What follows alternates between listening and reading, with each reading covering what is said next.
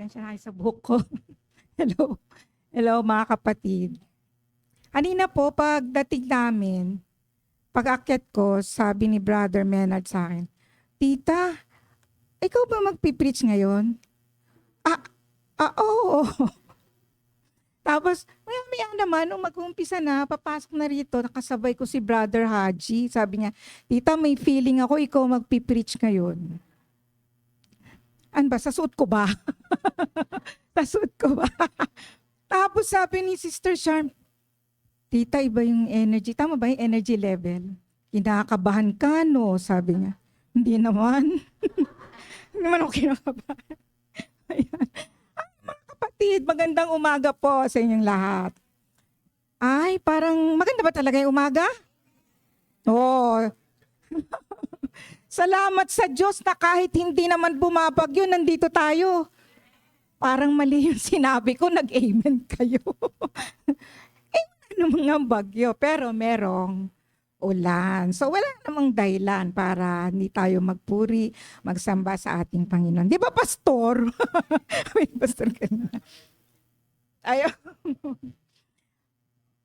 Nasa baha. Pero di pa yan bagyo, ha? Alam niyo naman ang Pilipinas. Huwag na tayong pumunta sa flood control na yan. Anyway, magandang umaga po uli mga kapatid. Ay, talaga. Nag-almusal na ba kayo? Ako rin eh. Hindi pa ako nag-almusal. Ayan.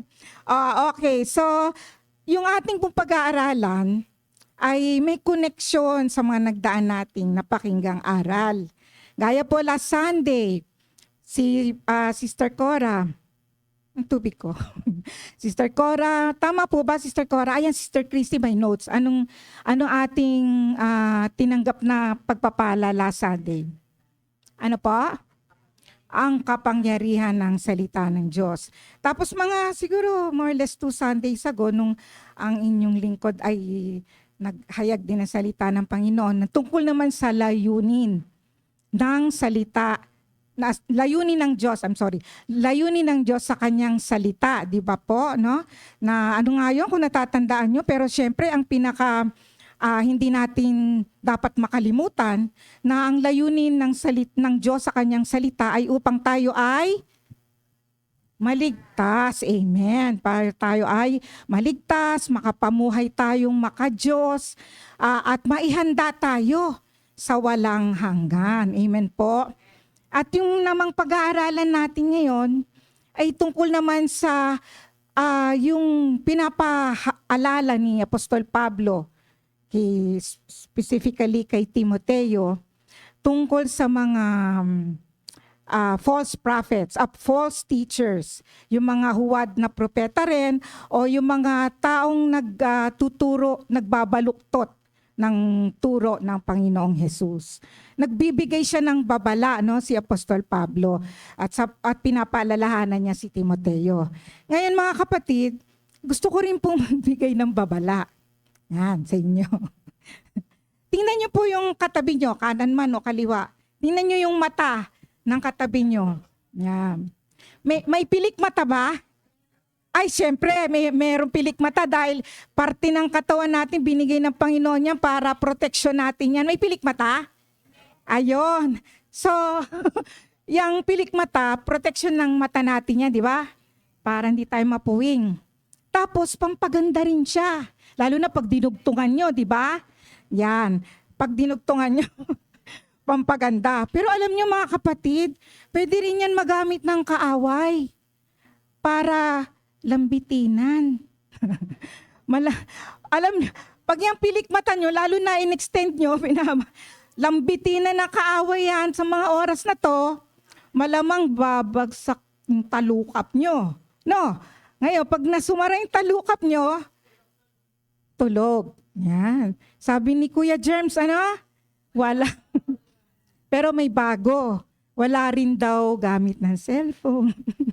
Wala na gamit ng Kasi baka yung paglambitin sa pilik mata, dumiretso sa bibig. Nagpipreach dito, pipreach din doon. Pero mga kapatid, dinadaan ko po sa biro, Paalala po, gaya ng paalala ng ating mga leaders, na ito po ay pagkakataon para tayo ay mag-aral pa ng mag-aral, unawain, dahil kailangan natin to. Lalo na sa mga panahon ngayon, sabi nga ni Apostol Pablo, may mga tao o kahit pa nga sinabing Kristiyano daw sila, pero ginagamit nila sa mali ang salita ng Diyos. So, pupunta po tayo sa Timoteo, ano po, maling gamit ang pamagat ng ating pag-aaralan ngayong umaga, maling gamit sa 2 Timothy chapter 2 from verses 14 to 19. Yan, sige po. Babasa po tayo as usual, no po? So, tingnan natin kung sino dito yung talagang nag-almusal o hindi nag-almusal. Okay, on 3, basahin po natin. Ipaalala, go.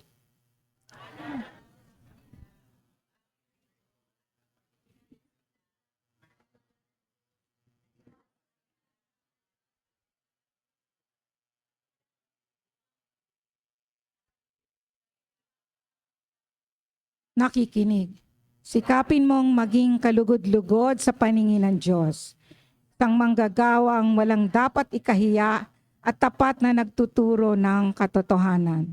Iwasan mo ang mga usapang malalaswa at walang kabuluhan, sapagkat ang mga iyan ang nagiging dahilan ng pagtalikod ng mga tao sa Diyos. Ang mga katuruan nila ay parang cancer na kumakalat sa katawan. Kabilang sa mga taong ito ay sina Himeneo at Fileto. May karugtong pa po. 18, lumihis sila sa katotohanan at ginugulo nila ang pananampalataya ng iba sa pamamagitan ng pagtuturo na ang muling pagkabuhay ay naganap na. Ngunit matibay ang pundasyong itinatag ng Diyos at dooy nakatatak. Nakikilala ng Panginoon kung sino-sino ang tunay na Kanya, at ang bawat nagsasabing siya'y Panginoon ay dapat lumayo sa kasamaan. Salamat mga kapatid. So muli ang pamagat ng ating pag-aaral ay maling gamit. Ngayon, ang sasagutin natin sa umagang tong katanungan ay paanong nagagamit sa mali ang Biblia o salita ng Diyos. Again, paano nagagamit sa mali ang Biblia o salita ng Diyos? Ang una po dyan, kapag itinuro ito ng kaiba kaysa sa nararapat, mag-agree po ba kayo na nagagamit ito sa hindi nararapat o kaiba sa nararapat? Amen. So, tingnan natin, pag-aralan natin. Ipinapalagay nito na mayroong tama at maling turo tungkol sa salita ng Diyos, kung saan maaari nating ihambing ang mga turo at magpasya kung ang mga ito ay magkaiba o labag sa katotohanan. Ang tama o mali ay palaging sinusukat sa turo ng mga apostol tungkol sa salita ng Diyos. Kahit po sa panahon naman ng early Christians, hindi pa po nag-umpisa na merong mga nagtuturo, binabaluktot ang salita ng Diyos. Ano po? So, ibig sabihin, ang salita ng Diyos mula sa mga apostol ay tama. Siyempre tama, mga kapatid. Kasi ang mga apostol, direkta nilang tinanggap ang turo mula sa Panginoong Hesus. Amen po ba? So, hindi magkakamali ang mga turo ng apostol. Yan din po ang sinasabi lagi sa atin nila Pastor Ferdy, nila Elder Ray, na yung ating pagbabasihan lagi ay yung sinasabi ng mga apostol sa Biblia o sa salita ng Diyos. So kung makarinig ka ng turo na parang kakaiba sa napapakinggan mo na o natututunan mo na, saan mo daw ibabangga o ihambing.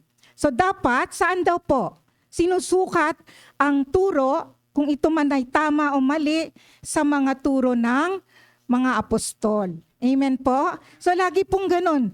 Yan po ay basic. No po. So hindi tayo magkakamali kung ang pagbabasihan natin lagi, magiging pamantayan natin ay ang turo ng mga apostol. So sige po. Sa 2 Timothy, ito po yung binasa natin kanina. Tama po ba? Ay, hindi sila sigurado. Hindi na natandaan yung binasa nila. Amen.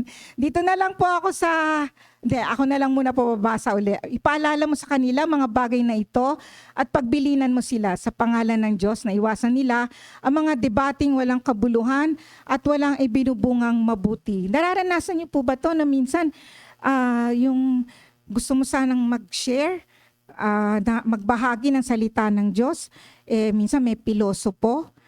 Nalala ko po, meron akong isang mabilis lang ako kwento na sabing ganun sa akin.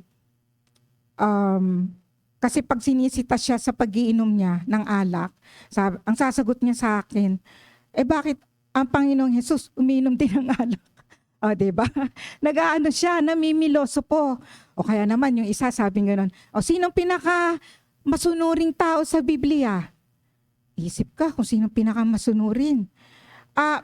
Sino po? Sino ba? Si Lazarus.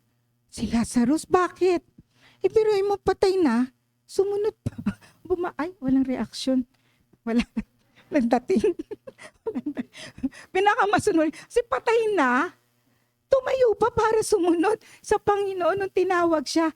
Yan po, may mga ganyang tao na namimiloso po. Ako hindi ko talaga makalimutan yung sa alak kasi uminom din. Pero actually, Pastor, tama pa, ubas no? Hindi na, wine. Hindi naman talaga yung alcohol. Tama ba? Tuloy po natin, iwasan sa verse 16. Okay, 15 muna. Sikapin mong maging kalugod-lugod sa paningin ng Diyos, isang manggagawang walang dapat ikahiya at tapat na nagtuturo ng katotohanan. Amen. So 16, iwasan mo mga usapang malalaswa at walang kabuluhan. Paano kaya tayo maging malalas? Hindi ko ma-imagine mag-share ka ng salita ng Diyos tapos malaswa ang lengguwahe mo o walang kabuluhan. Sapagkat ang mga iyan ang nagiging dahilan ng pagtalikod ng mga tao. So imbis na makahikayat ka na merong magbalik loob sa Panginoong Diyos, ay mas lalo pa silang mapalayo o baka ma-enjoy pa nila yung kalaswaan ng lengguwahe mo. Po. So mapapalayo imbis na maligtas. 17, ang mga katuruan nila ay parang cancer na kumakalat sa katawan. Kabilang sa mga taong ito ay sina Himeneo at Fileto. Lumihis sila sa katotohanan at ginugulo nila ang pananampalataya ng iba sa pamamagitan ng pagtuturo na ang muling pagkabuhay ay naganap na. Mga kapatid, pansinin niyo verse 18 sabi, lumihis sila Himeneo at Fileto. So ibig sabihin, nakatanggap sila ng tamang turo. Amen po? Katanggap sila. Pero lumihis sila. At anong pinagsasabi nila? Sabi ng ganun, yung daw, tinuturo nila, yung muling pagkabuhay ay naganap na. Ibig sabihin, parang sinasabi nila sa mga Kristiyano, wala na kayong aasahang muling pagkabuhay. Tapos na yon, naganap na. Parang inaalisan nila ng pag-asa ang mga Kristiyano sa resurrection. Na balang araw matutulad tayo sa Panginoong Jesus. So lumihis sila Himeneo at Fileto. Amen po.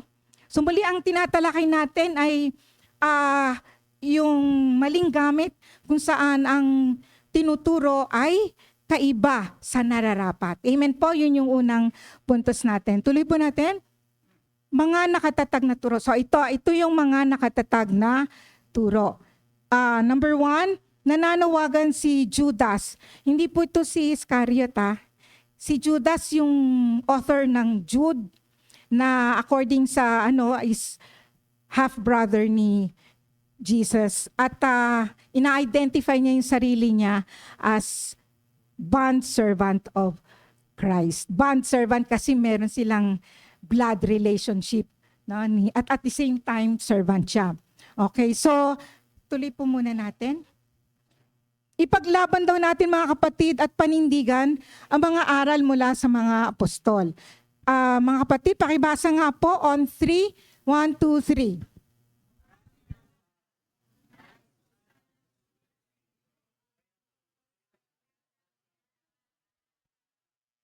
Ngunit nakita ko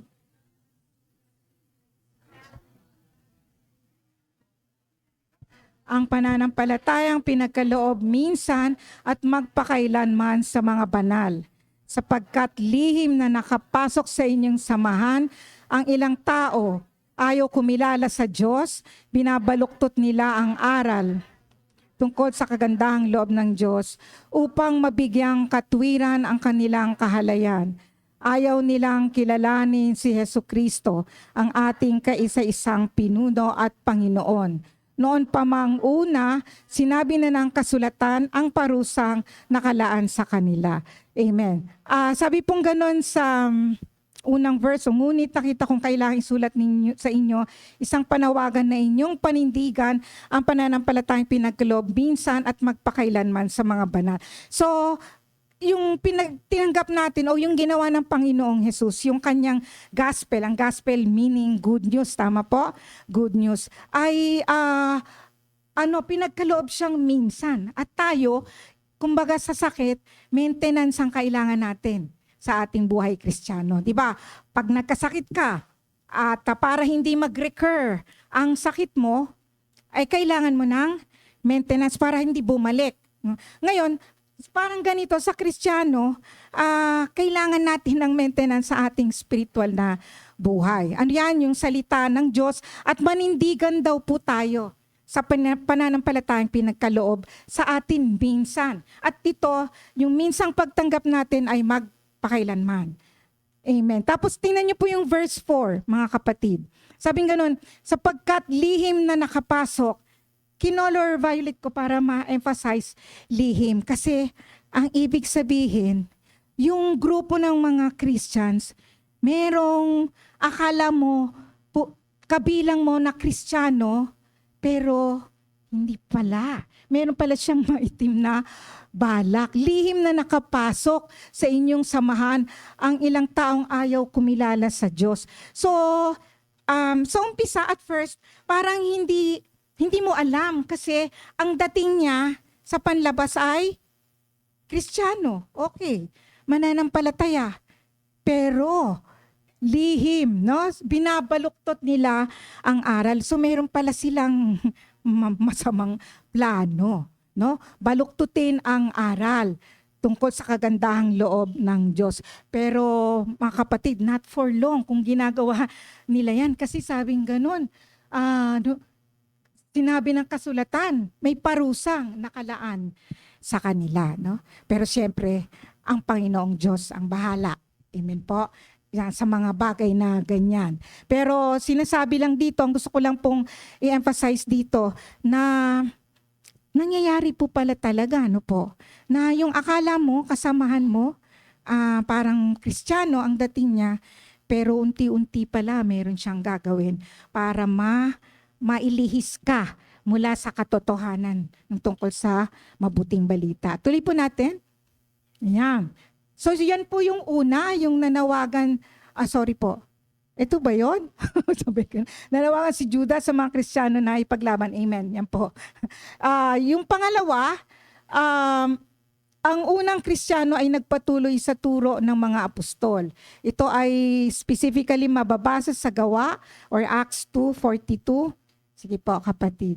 Ayan. Pakibasa po. On 3. 1, 2, 3. Ang mga tumanggap ay nagpabautismo at nadagdagan ng mga alagad ng may 3,000 katao ng araw na iyon. Nanatili siya sa tinuro ng mga apostol sa pagsasama-sama bilang magkakapatid, sa pagpipira-piraso ng tinapay at sa pananalangin. So manatili sa turo ng apostol. Ano-ano to?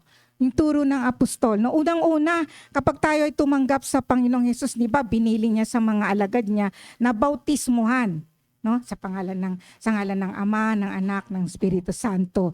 So, importante pala yung bahagi ng fundamentals ng gospel ng Panginoon ay ang bautismo sa tubig. Initially, bautismo sa tubig, and then dapat later makikita natin yung bautismo sa Holy Spirit. Tapos ano pa po yung turo na pinapaalala ni Apostol Pablo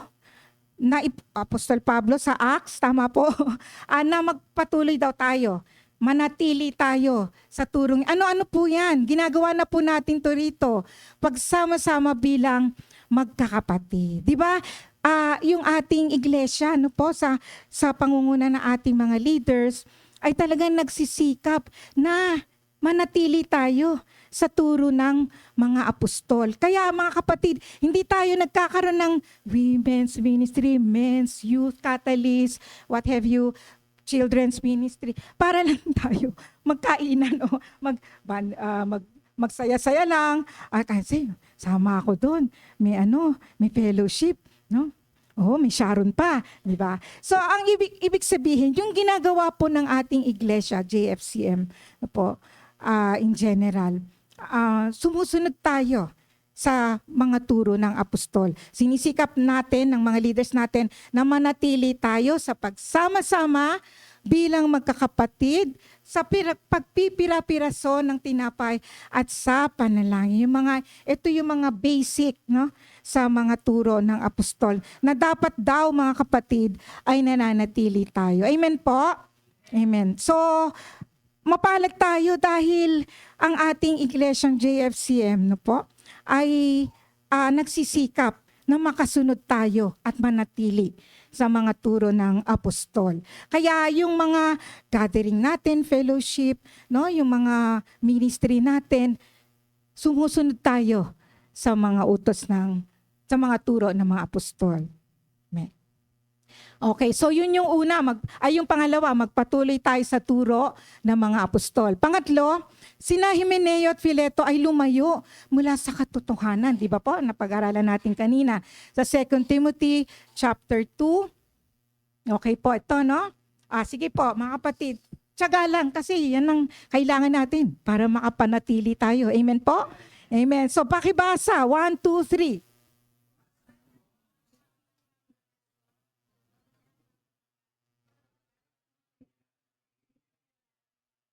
Ng mga tao sa Diyos.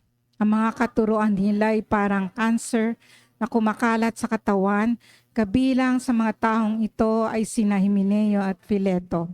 Lumihis sila sa katotohanan at ginugulo nila ang pananampalataya ng iba sa pamamagitan ng pagtuturo na ang muling pagkabuhay ay naganap na. Yan po ay isa lang sa mga maririnig natin na nililihis o binabaluktot. Yung sinabing yung resurrection ay naganap na. So wala ka nang aasahan, parang yun ang sinasabi. Tapos gusto ko lang pong idagdag yung iba pang baluktot na katuruan, lalo na po yung tungkol sa pagiging Diyos ng Panginoong Hesus. Ito, pastora, derechahan na tayo. Yung Jehovah's Witness po, wala naman galing dati dito sa Jehovah's Witness. Kasi, di ba ang ating Bible ay may ilan? 66 books na po. At 27 sa New Testament, 39 sa Old Testament. Yung Catholic nga po, pasensya na, pero gusto ko lang pong banggitin, may dagdag yun. 73 books ang total ng kanilang, yung sa Old Testament kasi nila, 43 ang sa Old Testament nila. So may mga dagdag sila. Mga kapatid, kung mapapansin nyo, yung Old at saka New Testament, di ba, matagal na tayong nag-aaral eh. Hindi nyo napagtatanto na konektado sila, di ba po? Consistent sila. Yung sinasabi sa Old Testament, sila, mula sa Genesis, ano pa nga kino-quote ng Panginoong Hesus, hindi lang ng mga apostol. Nire-reference sila, di ba? Pinag-aralan natin yan. Nire-reference nila ang Old Testament. Pero yung mga dinadagdag na libro ng ibang denomination, ng ibang religious groups, ay hindi na siya, ibig sabihin, wala na siyang consistency dun sa 66 books. No? At ang isa dyan, yung gusto ko pong banggitin sa inyo na talagang mali talaga, yung sa Jehovah's Witness, yung kasi ano sila, member din yata sila, dagdag bawas. Kasi yung sa John 1, sabi nga nun sa John 1, di ba po, in the beginning was the Word, and the Word was with God, and the Word was God. Okay. So, pero ang sa kanila, meron silang binago. Sabi nilang ganon, and the Word was may article A na, was a God. At yung God niya doon, small letter G. Na parang ibig sabihin, isa lang sa mga Diyos-Diyosan ang Panginoong Jesus. Ano yun? Pastor. Opo. Mga kapatid, nakakasunod kayo. Yan, gusto ko lang ibigay na isang example yon na binabaluktot ang turo ng mga apostol, no po. Yun nga po, yung sinasabi doon na the beginning was the Word, and the Word was with God, and the Word was God. Samantalang ginawa ng Jehovah's Witness, and the Word was a God, small letter G, yung God. So ibig sabihin, isa lang sa parang Diyos-Diyosan, parang small time, si Jesus Christ. No? Very blasphemous, hindi po ba? Maling-mali, sobrang baluktot, no po. So, kaya kailangan kaya nga sabi ni Apostol Pablo, lagi niya pinapaalala, no, kay Timoteo na sabihin mo sa mga Kristiyano, patuloy na mag-aral. Magpatuloy sila sa kanilang pag-aaral at pag-uunawa, hindi lang basta nakinig. Kailangan unawain mo. Pagkakataon, mga kapatid, no, bawat araw na meron tayong Bible study o ganitong preaching, ay napaka dakilang pagkakataon para matuto tayo. Kasi hindi natin alam kung kailan tayo makakarinig uli, hindi po ba? Hindi naman natin hawak ang ating buhay. At saka yun nga, ang isa pa, yung pinag-aaral na natin, may mga taong talagang evil ang kanilang pag-iisip. Gusto nilang agawin ang mga Kristiyano mula sa Panginoong Jesus, mula sa tamang turo. So, kailangan tayo maging ang tawag dito, mapagbantay. Kaya kailangan tayong matuto lagi. Pag may pagkakataon makarinig ng salita, samantalahin natin yun. No? Amen po? Kasi doon lang natin protection natin yun eh. Doon lang natin malalaman kung ang may bibigay sa atin ng katuruan ni kung tama ba o mali pag lumabas tayo, no? Kunyari. So ayun po mga kapatid, ginugulo nila. So ano yung gustong mangyari nila, Fileto? Ginugulo nila ang pananampalataya ng iba sa pamamagitan ng pagtuturo ng muling pagkabuhay ay naganap na. Hindi ko po maintindihan bakit gusto nilang guluhin. Ano kaya ang nasa isip ni Fileto at ni Himeneo? Hindi ko po yun maintindihan. No po? Samantalang natanggap na nila yung aral. Ibig sabihin, nandun na yung katotohanan na ang hindi sasampalataya sa Panginoong Jesus ay mapapahamak. So hindi ko talaga maintindihan bakit nila ginagawa yan, mga kapatid. So tuloy po natin. So yung pang-apat, tinawag ni Pablo ang gayong turo bilang maling doktrina at hindi ayon sa wastong turo ng Panginoong Jesus. No? Parang it goes without saying, mali po yun, mali yung sinasabi nila, Fileto. Okay, so huwag dinggin ang ibang mga turo. Ito naman po sa unang Timoteo, chapter 6. Sige mga kapatid, 1, 2, 3.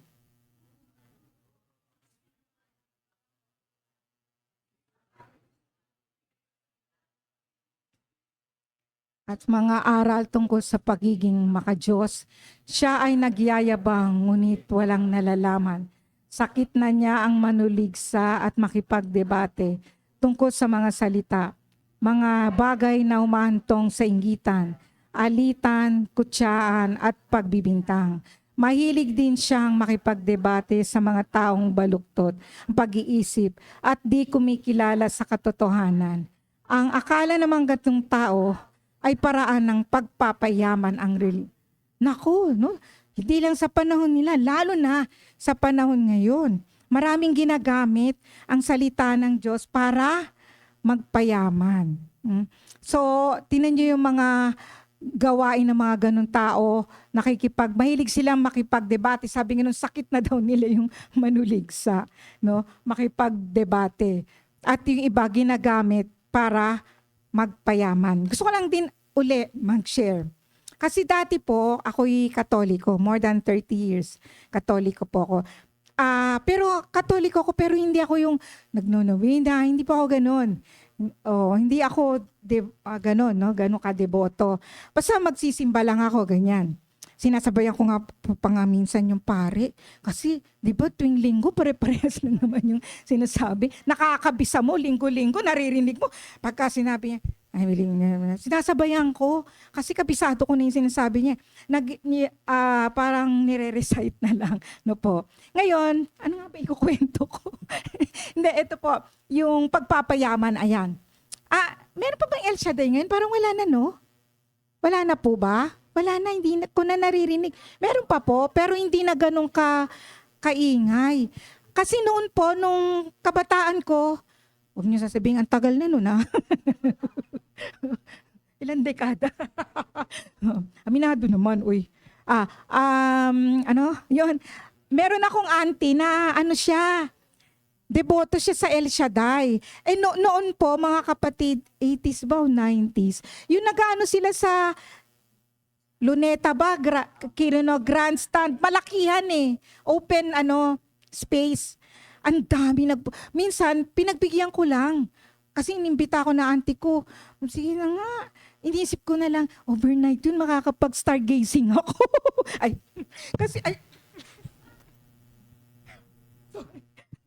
Sorry. Kasi open, siya, di ba? Space. So, damuhan, makakahiga ka. Tapos, tatanaw ka sa langit, makakita ka ng maraming bituin. Ang sarap humiga. At saka ang sarap mag-stargaze. Yun lang po yung dahilan kaya na pumayag na rin akong sumama. Tapos pagdating po doon, ang dami tinitinda, mga panyo, ang lalaking panyo, scarf na yata yun. Panyo, langis, may ano ba? May itlog pa ba? Hindi ko nakita yun. Yan, sabi nila, yung yatang panyo, pangsalo, tawa ba yun? Yun na natatandaan ko. Ayun, payong may tinda rin. Ang dami-daming tao doon. Imagine niyo kahit kalahati lang sa ilang daang tao nagpunta doon. Laki ng kita nila. Sigurado ako, laki ng tubo doon sa mga panyo, payong at na yan. Langis na yan. Tapos eto po, kaya ko po ito kinukwento, kasi minsan may maling gamit nga, ang pangalan sa El Shaddai? Ayan, si Mike. Ayan. Whatever. Yung Luke 6:38, doon ko unang narinig to Kasi nga noon, hindi pa po ako nakakapag-Bible study. Doon ko unang narinig yung magbigay kayo at bibigyan din kayo, hustong takal, siksik, liglig at umaapaw pa ang ibibigay sa inyo. Yun lang ang inano nila Yun lang, ginagamit nila kadalasan. Yung siksik, liglig, umaapaw. Na ang dating sa mga tao, yung mga attendees, pagpapalain, pag dun sila sa El Shaddai, pagpapalain, tatanggap sila ng maraming pagpapala. Amen po. Yun pala, na nag-aaral na po ako. Nakakapag-attend na ako sa JFCM ng Bible Study. Sa Makati pa po kami nun. Pero Mandaluyong yung JFCM na natin ko. Ito po palang Luke 6:37-38, tungkol pala sa paghatol sa kapwa. Hindi niya sinasabing pagpapalain ka ng Diyos ng marami, period. Ganon, na pag sumanib ka sa El Shaddai. Kasi sabing ganon dito, huwag kayong humatol at hindi kayo hahatulan. Huwag kayong magparusa at hindi kayo parurusahan. Magpatawad kayo at patatawarin at kayo'y patatawarin. Tapos ito yung part na ginagamit lagi.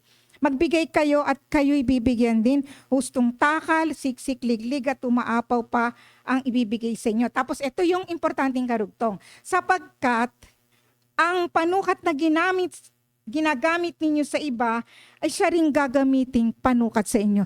So ito palang siksik, liglig na to, hustong takal, ay measurements. Ibig sabihin dito ng Panginoong Jesus, kung paano mo tinrato ang iba, nagbigay ka man, tinrato mo man siya, nakisama ka sa kanya. Yung sukat na, yung measurement na ginamit mo sa kapwa mo, yun din ang gagamitin sa'yo. Paghatol, yun pala. Ibig sabihin yan, hala ko na siksik, liglig yung pagpapay. Pero meron din naman siyang tungkol sa pagbibigay. Na pag nagbigay ka, kung ano yung panukat ng pagbibigay mo, ganun din ang tatanggapin mo. Amen po? So, nabigay ko lang pong example po yan. Ayan. So, malamang yumaman sa El Shaddai, Ang dami nila paninde. Pero hindi po ako bumili, Di po ako mahilig sa ganun. Di po. Wala po ako yung mga, ano ba mga maliliit na sinasabit dito. Yung mga ganon. Wala, hindi po ako mahilig. Kahit po nung ako'y Katoliko. Sinasabi ko lang po yan. Po. Okay. So, ito po. Tuloy natin, mga kapatid. Halimbawa ng turong nakatatag na ito. Ito, dapat alam nyo po itong lahat kasi foundation din to ng ating pananampalataya sa Panginoong Hesus. Halimbawa ng turong nakatatag na. Ayan, yung Apostles' Creed. Pero ito Tagalog. Ako'y, pasensya na kasi nasanay ako na sa English, yung English na. Ang haba niyan, ang hirap, ang lalaki ng mga haba ng mga Tagalog words. Ang memoryado ko yung English na Apostles kasi sa Katoliko naituro naman yan. Yan. Kaya lang may mga dagdag lang sila, kunyari yung Roman Catholic. So ito yung Apostles' Creed. Kung papansinin niyo mga kapatid, yung statement of faith ng JFCM, ito rin siya. At may iba pa, no? Yan, statement of faith. Statement of faith, parang statement of faith ng mga apostles yan, Apostles' Creed, no? Ito tama naman. Pinangahawakan din po natin yan. So, yan yung mga nakatatag na noon pa man. Nakatatag na. So, ito, tama. Tama po ba? I believe in God, the Father Almighty, Creator of heaven and earth. I believe in Jesus Christ, His only Son, our Lord, who was conceived by the power of the Holy Spirit, born of Virgin Mary, suffered under Pontius Pilate, was crucified, died, and was buried. Totoo po ito lahat po. Tama po ito, no? At ito po ay, Pastor, tama po, no? Ay pinagbabatayan din natin ang ating statement of faith. So, nakatatag na po yan. Sige po, tuloy po natin. Okay, so una, paano nagagamit sa mali ang Biblia o salita ng Diyos? Ano yung una? Sabi natin, nagagamit siya pag kaiba ang tinuturo kesa sa nararapat. Amen po?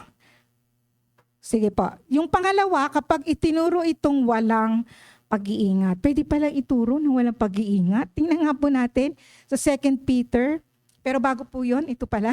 Kapag hindi lubos ang paggalang ng mga nangangaral ng salita ng Diyos, ito ay naipapangaral nila na may kapabayaan at kamangmangan. Ito ang dahilan kung bakit inatasan ni Apostol Pablo si Timoteo na mag-aral, maging handa sa panahon man at di napapanahon, at ilaan ang kanyang sarili sa pag-aaral ng salita ng Diyos. So may mga nangangaral pala na basta lang masabing may alam sila. Pero sa totoo lang, pagka nagtanong-tanong ka na, pag gusto mo nang parang maging malalim sa malalaman mo, hindi na nila mapanindigan o hindi na nila mapagpatuloy kasi nagpabaya naman sila. Kamangmangan. Nagpapanggap lang na may nalalaman pero hindi naman. Amen po? So, okay, 2 Peter 3:16. Basa, 1, 2, 3. Ganito ang lagi niyang ay mahirap unawain at binibigyan ng maling kahulugan ng mga mangmang at magugulo ang pag-iisip. Ganyan din ang kanilang ginagawa sa ibang mga kasulatan, kaya nga't pinapahamak nila ang kanilang sarili. Okay, amen. Thank you. Ito kasi yung tinutukoy ni Apostol Pedro dyan ay yung minsan yung turo ni Apostol Pablo. Minsan malalim. Hindi mo pwedeng iliteral o hindi mo agad makukuha kung walang maggagabay sa'yo at ipapaunawa yon. Pero sabi niya, kahit ganon, kaya lang sabi niya, ilang bahagi sa kanyang mga sulat ay mahirap unawain at binibigyan ng maling kahulugan ng mga mangmang at magugulo ang pag-iisip. So yung iba, yun nga, no, yung siguro parang pagkakataon nila para guluhin. Guluhin ang pag-unawa ng mga Kristiyano. Kasi yung pagkakaturo ni Pablo, hindi ganun ka agad maiintindihan. So sasamantalahin yan nung mga may masamang balak para guluhin ang isip ng mga mananampalataya. So ayun, ginugulo daw ang pag-iisip, no? Maling kahulugan ng mga mangmang. Okay, sige po. So ito yung, again, nandun tayo sa pangalawang puntos, no? Paano nagagamit na mali ang salita ng Diyos. So, pangalawa, pag ito ay tinuturo ng walang pag-iingat. Amen. So 2 Timothy chapter 2, 14 to 16. So ito po uli, yung kanina ako na lang po. Paalala mo sa kanilang mga bagay na ito at pagbilinan mo sila sa pangalan ng Diyos. So again, si Apostol Pablo, naghahabilin siya kay Timoteo. Alam niyo po na humahanga ako kay Timoteo kasi sinasabi dyan, bata pa siya eh. Pero sa kanila, yung bata sa kanila, sa kanya, siguro itong time na parang tina-turn over o parang inaano na ang tawag dito, hindi ko masabi. Binibilin na ni Apostol Pablo na pangasiwaan niya, especially yung church ng Ephesus o Epeso, no po. Mga edad, bata po si Timoteo dyan, compared sa edad nila Pablo, nila Pedro. Ang nakakatuwa po kasi kay Timoteo, yung kinakaharap niya mabigat na eh. Kasi di ba mga panahon na to, marami nang mga nagpe-persecute, di ba po? Marami nang nagbabaluktot sa turo. Pero si Timoteo, kahit sa kanyang kabataan, ay tinatanggap niya at pinapanindigan niya yung kanyang katawagan, yung kanyang responsibilidad na maipahayag ang tamang turo. Sabing ganun, ang bilin ni Apostol Pablo, iwasan nila ang mga debating walang kabuluhan at walang ibinubungang mabuti. Kaya mga kapatid, sa atin din, kung ba mapunta rin tayo sa ganung sitwasyon na parang may gustong hindi naman talaga siya interesado, gusto lang niya makipagtagisan ng nalalaman sa Biblia, wag na natin yun, wag na natin patulan. Magkusa na tayo na itigil na. Kung paano maayos mo yun maititigil. Masisense nyo naman po kung ang sinishare ninyo ay interesado talaga, di ba po? Masisense nyo kung ang sinishare ninyo ay parang nakikipagtagisan lang ng talino. So pag ganun, wag nang makipag-debate kasi hindi magbubunga ng mabuti. Baka yung makakarinig kasi na iba, nakakarinig sa inyo nagdedebate, imbis na mahikayat sila, mas lalo pa silang maitaboy. No po? Okay, 15, sikapin mong maging kalugod-lugod sa paningin ng Diyos, isang manggagawang walang dapat ikahiya at tapat na nagtuturo ng katotohanan. Kaya pag sinasabi nating maging faithful ka sa pagtuturo, ibig sabihin, kagaya nung natututunan natin sa module, ano ba yun, Pastor? Yung sa contextual interpretation at saka expository preaching, na doon ka sa author-intended meaning. Author-intended meaning. Yun yung pagiging tapat sa pag-aaral at paghahayag ng salita ng Diyos. Yung ikaw ay maging faithful na teacher ng katotohanan, ibig sabihin doon ka lang sa author-intended meaning. Walang dagdag bawas. No? That is being faithful. Kaya nga kailangan po talaga nag-aaral po tayo. Amen po. Kasi minsan kung sa sarili lang natin, baka hindi natin agad maintindihan yung sinasabi ng Panginoon. Pero pagka makikinig tayong mabuti, pagkatapos nating makinig, kagaya na ng pinapalalagi sa ating nila Pastor na sa sarili natin, magkaroon tayo ng oras na magbasa ng Biblia. Amen po? Amen. Okay, so ayun po. Sunod. So, paano nagagamit sa mali ang Biblia o salita ng Diyos? Ayan, ito na po yung pangatlo. So, nagagamit siya sa mali kapag ang layon. Nako, ito talaga. Makikita natin to lalo sa panahon ngayon sa social media. Pag mali ang layon ng pagtuturo o pagpapaturo. O bakit ka nagtuturo o ba't ka naman din nagpapaturo? So, tama ba ang layon mo o mali? Mali ang gamit ng Biblia kapag ito ay binabaluktot upang umangkop sa mga makalamang pagnanasa ng mga tagapakinig o mangangaral. Kapag ang mga mangangaral ay nahulog sa tukso na magbigay lugod o matakot sa mga tao, mangangaral sila ng mga maling mensahe mula sa salita ng Diyos. Sa halip na saliksikin ng masigasig ang salita ng Diyos, ipangangaral lamang nila ang gustong marinig ng mga tao at patutunayan ng pabaluktot ito mula sa Biblia. So ano ba yung mga gusto lang marinig ng tao? Kaya iba pumipili ng pakikinggan nilang preaching o pupuntahan nilang church. Kasi yung maririnig nila doon, yun lang yung gusto nilang marinig. Kadalasan yung sinasabing prosperity preaching, no? Prosperity message, na kagaya nga nung example ko kanina sa El Shaddai, no? Hindi samantalang karamihan ng sinasabi sa Bible, 'di ba? Ang Panginoong Hesus mismo ang nagsabi na kung nais mo sumunod sa akin, kailangan itakwil mo ang iyong sarili at pasanin mo ang krus, no? So, kasi mga kapatid, naisip po ba natin bakit maghihirap tayo, dadanas ng hirap pag sumunod tayo sa Panginoong Hesus? Kasi yung mundo natin kontra sa Panginoong Hesus. So once pinrofess mo na Savior mo si Jesus Christ, tatrabahuhin ka na ng kaaway. Mag-e-effort siya sa'yo. Kasi yun nga ang gusto niya mangyari, agawin ka sa tamang katuruan. Ang kalaban, ang kaaway, hindi na mag-e-effort sa mga Muslim, sa mga Buddhist. Wala na siyang effort doon kasi wala naman silang paniniwala sa Panginoong Hesus. Kaya mga kapatid, meron talagang hirap na dadanasin kasi dadanas tayo ng persecution, di ba? Kukutsain tayo, susubukin tayo ng iba. Yung kagaya ng ginagawa ng mga Pariseo, sinusubok nila, gusto nilang itrap lagi sa mga tanong nila ang Panginoong Hesus, no? Pero wala silang sinabi kasi ang Panginoong Hesus, all-knowing, all-powerful, most holy. At siya lang ang nag-iisang Diyos, ating tagapagligtas. Amen po? So, ano na pa? Sapagkat darating panahon, hindi na sila makikinig sa wastong katuruan. Sa halip, susundin nila ang kanilang hilig. Maghahanap sila ng mga tagapagturo na walang ituturo kundi ang ibig. Oh, totoo po yan. Agree kayo? Iba, pumipili ng...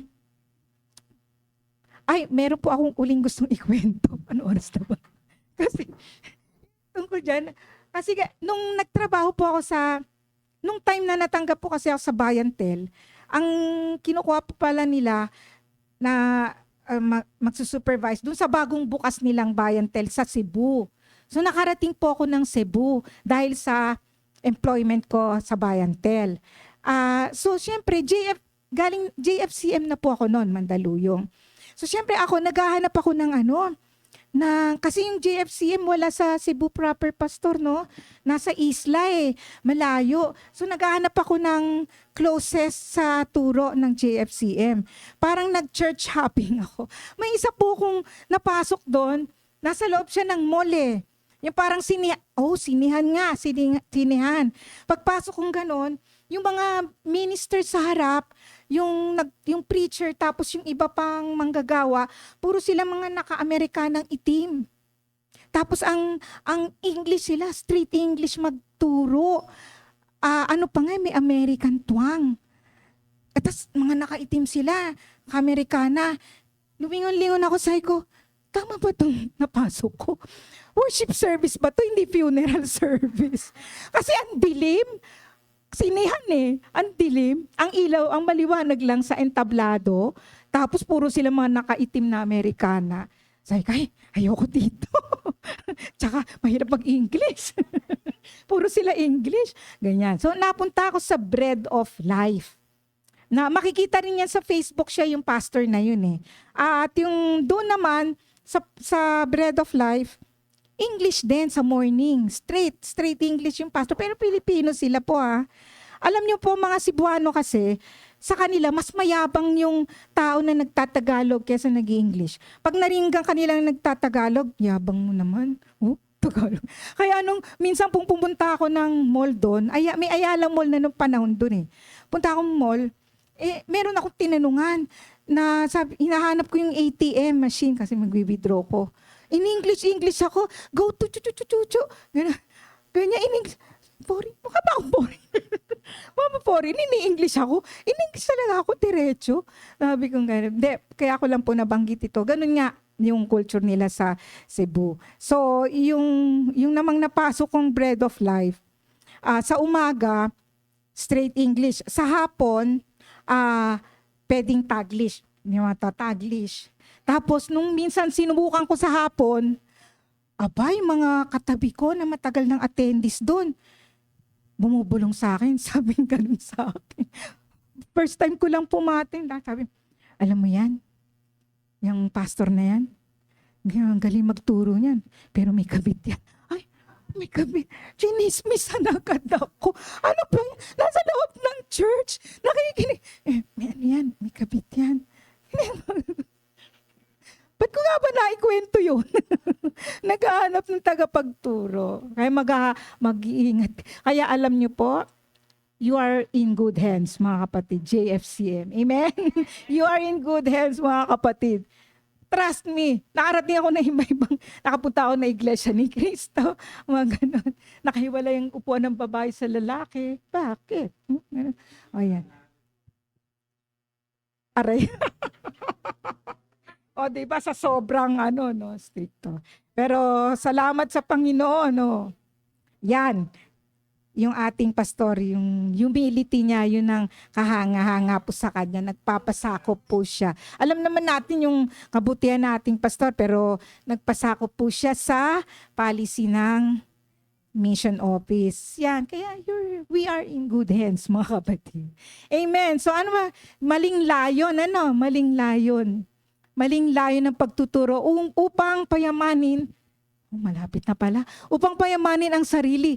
Aral tungkol sa kasaganaan. 1 Timothy chapter 6. Yan. Di nga po, pakibasa, hinihingal na ako. 1, 2, 3. Ayan. At sa mga aral tungkol sa pagiging makadiyos, siya ay nagyayabang ngunit walang nalalaman. Sakit na niya, okay, nabasa natin to.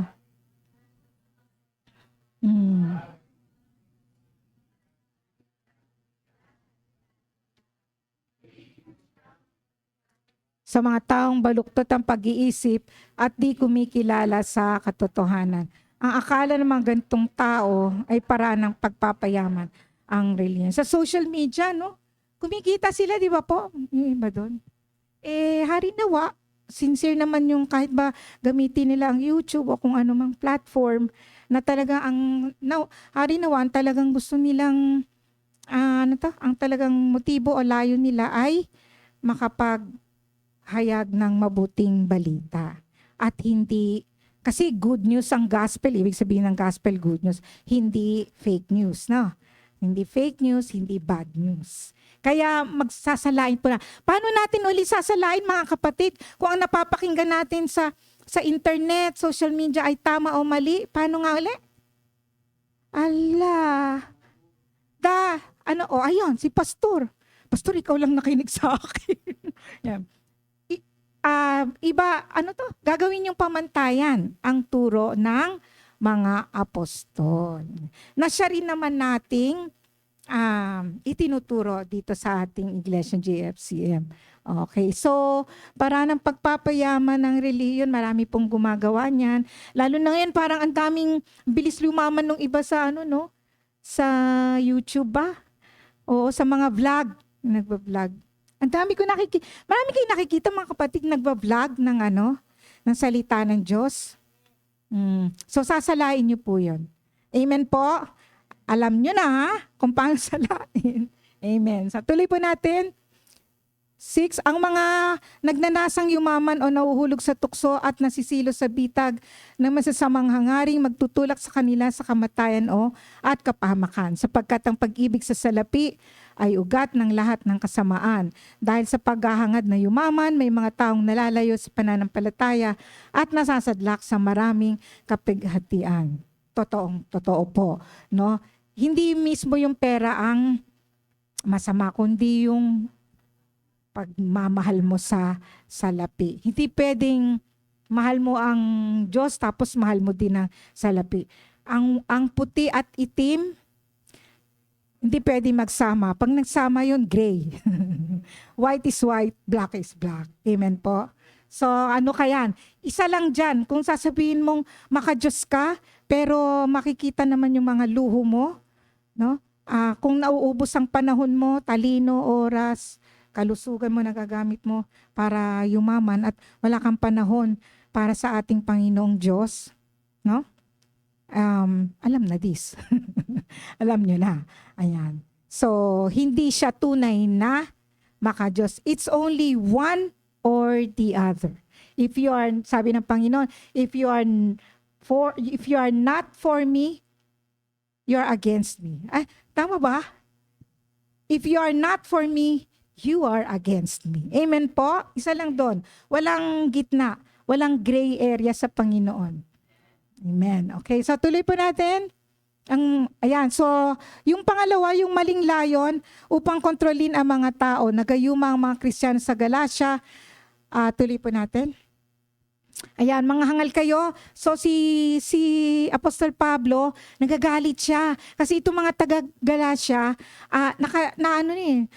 natanggap na nga nila ang kapuspusan ng banal na spirito. No?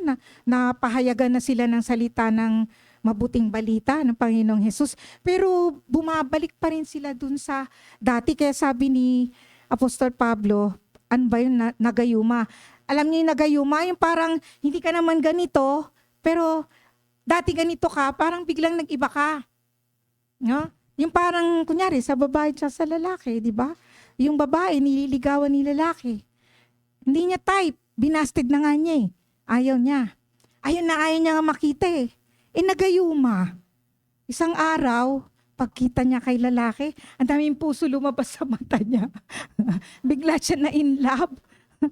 Parang ina-illustrate ko lang yung nagayuma, yung bang hindi ka na ganyan eh. Ano nangyari sa'yo? Ba't nagkaganyan ka na naman? Amen po? Amen. Nagayuma, mga kapatid. Wala nagayuma naman dito, ano po? Sister Raisa, wala naman nang gagayuma sa'yo, no?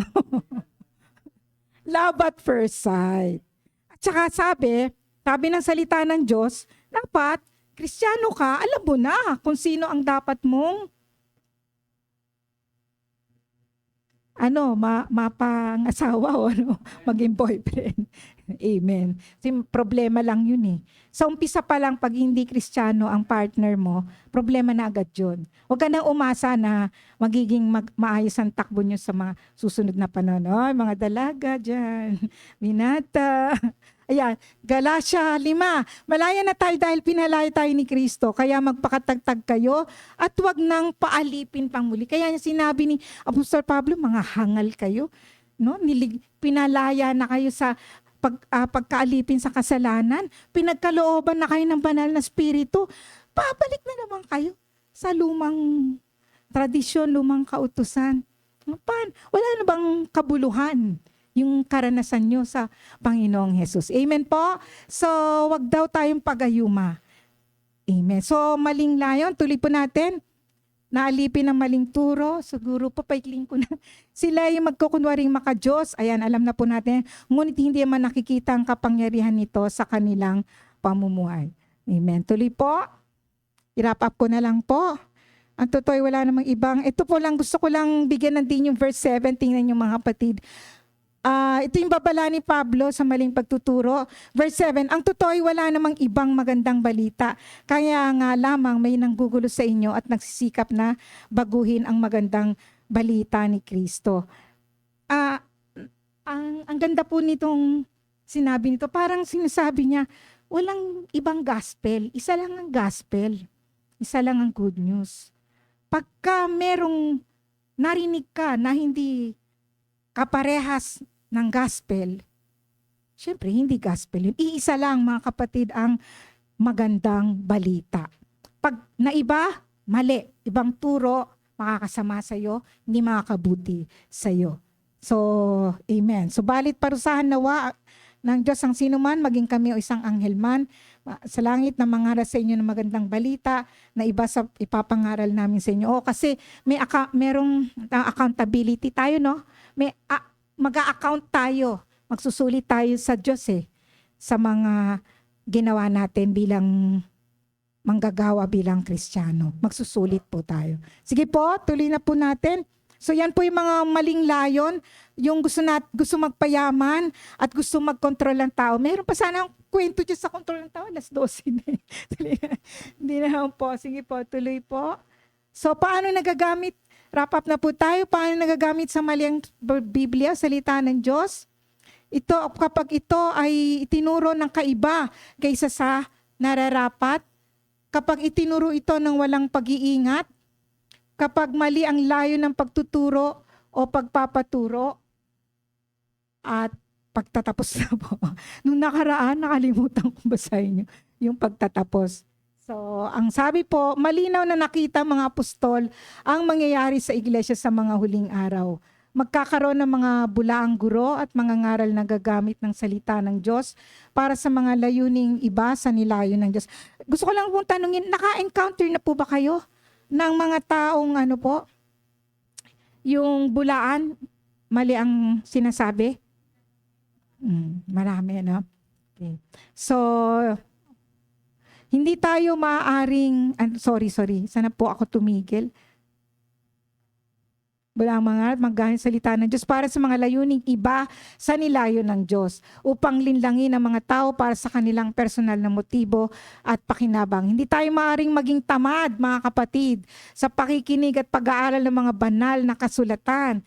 Kaya yung mga pilik mata nyo, huwag nyo masyadong pahabain para hindi makatulog sa turo. Dapat tayo maging mapagmatsyag. Amen. Kaya dapat tayo maging mapagmatsyag tulad ng mga taga-Berea na sumuri sa bawat turo. Opo, mga taga-Berea, sinuri nila yung turo ni Pablo upang mapatunayan kung ang mga ito ay ayon sa nakasulat na salita. Walang magtagumpay na mga bulaang mga ngaral kung walang pagsang-ayon mula sa maling. Tama po, di ba? Parang yung walang maloloko, walang manloloko pala kung walang magpapaloko. So, walang magtuturo ng baluktot o mali kung walang nagpapaturo sa mali. So, salain natin, manatili tayo sa turo ng mga apostol, unawain, at magpasakop tayo sa iglesia kung saan tayo nakabilang na sumusunod sa mga turo ng mga apostol. Amen po. Magandang araw po. Maraming salamat.